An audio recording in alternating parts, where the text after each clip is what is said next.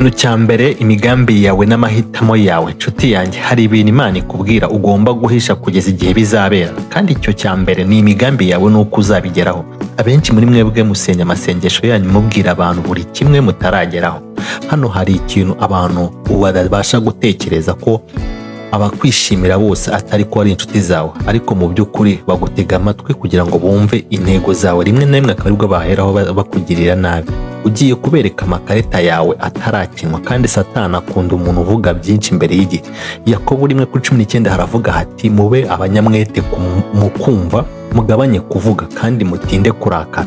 Imana iravuga ati tegereza, kora mu ibanga, humura nzagutangaza mu ruhame. Joseph yabibwiye abavandimwe be ibyo yabonye mu nzozi imbere y'igihe byatumye bamugambanira.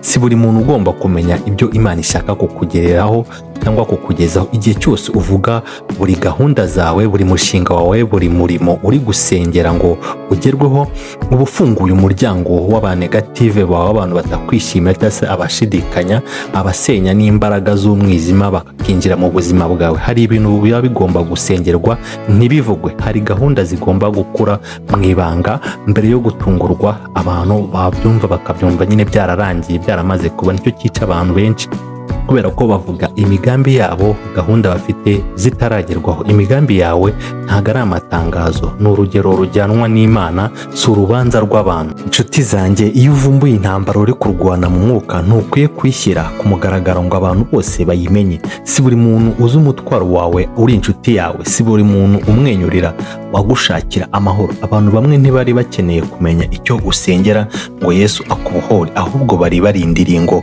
bagushe hasi igihe ubishaka cyangwa se igihe ubamenyekanishirije. Hari abatari bake uhura mu buzima bwawe utarinze kubasaba ko bava mu nzira, ubasohora mu ibanga kandi Imana igakomeza urugamba. Ariko iyo uvuga cyane, ukabishyira kuri stati, ukabishyira mu biganiro byose uganira, ukabyandika ku social media, ku mbuga nkoranyambaga, uhaye Satani umwanya ya buri ntambwe yawe.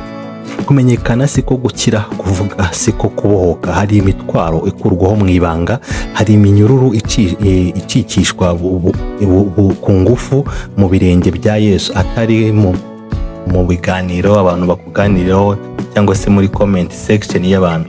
Iyo ubwira isi ibyo urwana nabyo, uba uri gutumira abashidikanya, abagusuzugura n'abazagukoza isoni. Kandi hari abashaka kugutegaho umutima gusa kugira ngo babone aho bakugambanira, bakugirira nabi bamaze kumenya gahunda zawe. Yesu yaravuze muri Matayo 6:6 ati ariko wowe ni ugusenga, winjire mu cyumba cyawe, wifunge usenge, so wo mu ijuru utabona kandi so ubona ibihishwa azaguhemba. Gira ahantu hawe mu ibanga, hari isengesho ridakorerwaho imbere ya kamera cyangwa se imbere y'abandi bantu. Hari intambara utanyuza kuri microphone wirirwa ubwira abantu. Hari imbaraga nyazo zituruka mu kwambara ikuzo rya kiremwa muntu cicishije bugufi imbere y'Imana, atari imbere y'abantu benshi. Ibintu mugomba kwibuka, ntukabantu kishyire hanze yo ku giti cyawe mbere yuko ibintu gahunda zawe uri gupanga ziba. Hari abantu Imana yakuzaniye, inshuti, abajyanama, abo mugiye gufashanya, ariko mu kubatangaza kare urabashyira ku karubanda. Ntabwo ari byiza, bitera abantu benshi ishyari n'imivumo itaturutse mu byaha, ahubwo mu mitima y'abantu batakubona nk'uko Imana ikubona. Hari abantu b'inshuti zawe bakwifuriza urupfu cyangwa se bakwifuriza ibyiza, ariko rimwe na rimwe bivuze ibyinshi babishyira ku karubanda nabo. Hari abantu b'inshuti zawe batigeze bapfa kubera icyaha, ahubwo bishwe na opposition za social media cyangwa se kubera ibintu bigenda bishyirwa kuri social media, ku mbuga nkoranyambaga. Hari inshuti wabuze atari uko zari mbi, ahubwo nuko wabashyize mu rumuri rutabagenewe ku gihe. Ntimusige amavuta ya mbere ku rugo rutubatse neza. Hari ibyo bisaba kubanza gufata imizi, kugeragezwa gukomera imbere y'Imana mbere yo kubyerekana ku bantu. Ntukabwira abantu buri muntu Imana yakugeneye, kuko hari abashaka kumenya uwo mugendana, si ukugushimira cyangwa kugushimisha, ahubwo ni ukumenya aho bagutoborera, aho bakugirira nabi. Mu gihe abandi bataka ngo nta bantu beza basigaye, ukuri ni uko hari abahari, ariko ntibaba kuri ku karubanda cyangwa se abantu bose umuntu ashobora kubamenyera, ntibaba imbere yawe mu mutima. Ugomba kugenda uzi ubwenge, aho buri muntu wese atabasha kubona amabanga yose ukayabika ku mutima. Ibyo Imana yakubakira mu ibanga uzabigaragaza mu gihe cya nyacyo, kandi nta muntu uzabihagarika. inshuti yanjye, Imana yaguhaye urugo ngo urugiriremo amahoro, ntabwo yaruguhaye ngo ujye kurubangamira. Muvandimwe, hari ibintu bitavugirwa ku mbuga nkoranyambaga, ntibivugirwa mu rusengero, ntibivugirwa hamwe mu nshuti muri rusange, bivugirwa imbere y'Imana gusa. Reka nkubwire ukuri gukomeretsa ariko gukiza. Si buri muntu ugomba kumenya ububi bw'abantu bawe cyangwa se bw'ibyo utekereza cyangwa se bw'ibyo waba warakoze, kuko abantu ntibabona urugero rwawe, babona gusa igice wabahaye. Iyo wavuze ikibazo cy'urugo rwawe ukagenda uvuga ibibazo bya biri mu rugo rwawe batabimenye, niho hamwe bagenda babivuga hanze mu bandi bantu. Abantu bakoresha ubwo bumenyi wabahaye bakagucira urubanza. Yesu yabwiye abafarisayo ati, utagira icyaha niwe ubanza gutera ibuye, Yohana 8:7. Ariko ntabwo umuntu wa mbere azagukiza, ahubwo ushingira ku Mana. Abashyize hanze mu maboko y'abantu batagira imbabazi. Hari ibintu bigenda bikwira ku isi atari uko Imana ikuzamuye, ahubwo nuko wowe ubigaruriye, wabibabwiye ukabishyira ku karubanda. Abenshi si abajyanama, ni abacamanza. Ntibashaka gusana, bashaka kumenya. Ntibaguha imbaraga, bagutwara icyizere.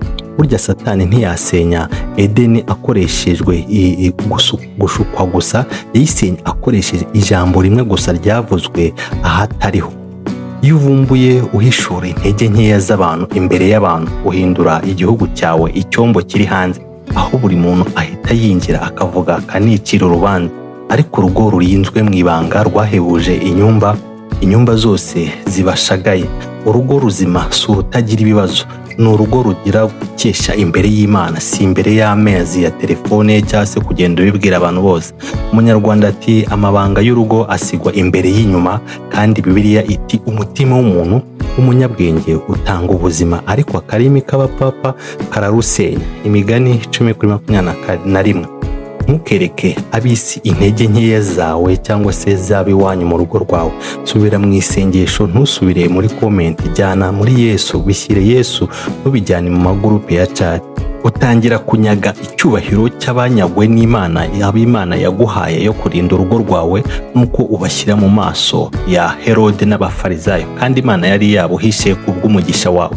Hari ibintu Imana ishakira iwanyu, ntabwo ibishakira kuri internet. Abrahamu ntiyigeze abwira abantu bose ko agiye atarabwirwa n'Imana kugenda. Kandi tegereza neza, igihe Imana itanze amabwiriza, itanga umucyo, si urusaku. Iha amahoro, si igitutu, irakwemeza, ntigusiga mu rujijo. Hari bamwe muri mwebwe mutabura kuko mutumvira, mubura kuko muvuga cyane cyangwa se muvuga hakiri kare.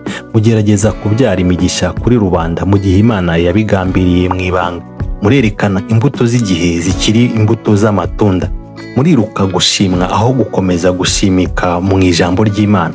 Imana ntiyiyemeza kurangiza icyo ubwibone bwawe bwatangaje. Gutangaza ibintu biroroshye, kumvira biraruhije. Gucisha bugufi no guceceka bisaba ubukure bwo mu mwuka.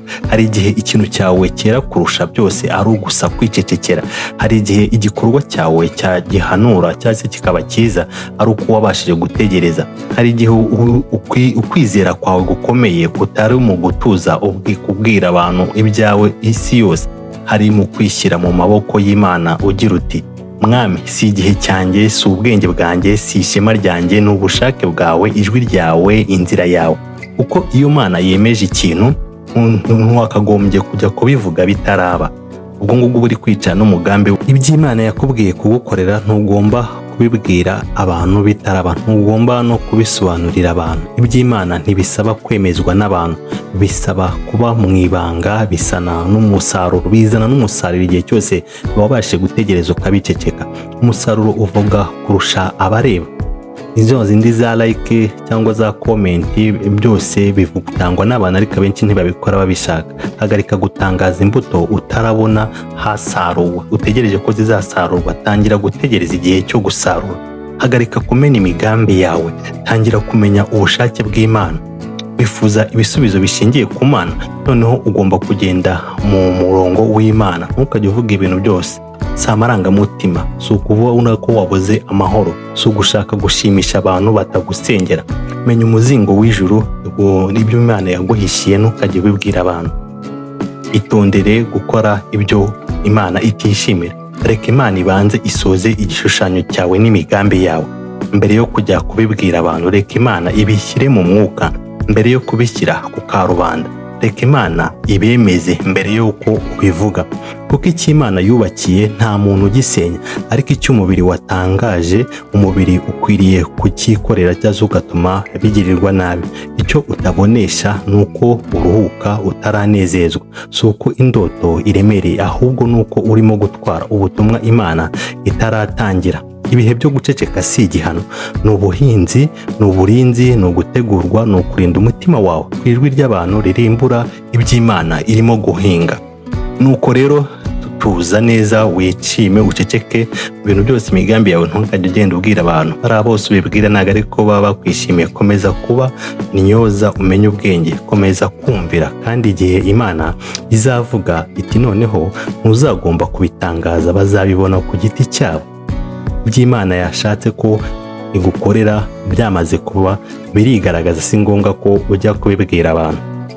Jya wumva iby'Imana yemeje, yashyizeho ku mucyo, hanyuma ubone kubitangaza. Dore ibiri kubera mu mutima wawe muri ibi bintu bitanu byose. Urimo gushaka kwemezwa n'abantu, ibyo gusa Imana yonyine igomba kuguha. Uratangaza ibintu kuko ukeneye gushimwa. Usangiza abantu intambara kuko ukeneye kubabarirwa. Usangiza ibyo wakoze neza kuko ukeneye gushimwa no kuririmbwa. Kandi igihe cyose uzakomeza gushaka mu bantu iby'ijuru ryonyine ritanga, izabaho igihe uzakomeza kurohama, amavuta y'ubusibwe rwawe agakomeza guhishwa, ya mahirwe wari ufite akaba atakibasha kugaragara. Ucisha bugufi no guceceka si intege nke, yagutuza no kutavuga buri kintu cyose ni ubutware bumeze neza mu mwuka. Yesu yamaze imyaka 30 yishe, asabirwa, asengeye, harera, ategurwa mbere y'imyaka 3 gusa yo gukora umurimo wiwe. Niba umwana w'Imana ubwe yari yakeneye igihe cyo guhishurwa no kwihisha, ni iki kiguhuza no kuvuga cyane? None dore amahitamo yawe. Ushobora gukomeza kuvuga, ugakomeza gutangaza buri kintu, ugakomeza gusangiza intambara zawe zose, ukongera kwibaza impamvu nta kintu cyagezweho muri za gahunda zawe zose. Impamvu ntacyo wagezeho nuko wavuze cyane. Impamvu byose bihora bipfira mu nzira, cyangwa se ushobora guhagarara ugaceceka maze urebe Imana ibyo igomba kugukorera. Umubwiriza 3:7 urabivuga neza. Hari igihe cyo guceceka n'igihe cyo kuvuga. Wari umaze igihe uvuga mu gihe kitarimo igisubizo kandi cyagutwaye byinshi. Guhera uyu munsi renda ururimi rwawe nk'aho ejo hawe hariho hari ukuri kwa nyako, kuko niko bimeze. Reka Imana izakuzamure, reka Imana izakumenyekanishe, reka Imana izakubera umuhamya. Ibyo usabwa, guma mu kuri, guma mu ituze, guma mu bushishozi, kandi igihe kizagera isi yose izabona iby'Imana yaba yaragukoreye ku mwisho, kuko iby'Imana ikora mu ibanga ntibishobora kumenyekana bitaramenyekana. So menya ubwenge, ntukajye ugenda ubwira abantu bose ntabwo ariko baba bakwishimiye.